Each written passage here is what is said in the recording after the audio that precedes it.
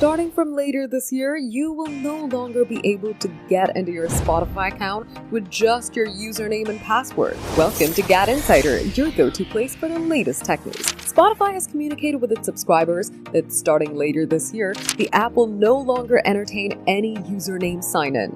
That's right, usernames will no longer be enough to log in, and the users must come with an email if they really want to sign in. Usually, users can easily log into their Spotify accounts with just a username and password, or they can use an email address and password, or they can simply log in through other accounts such as Google and Apple. But now, subscribers have received an email from the company in which Spotify is making it clear that username password sign-in will be removed later this year.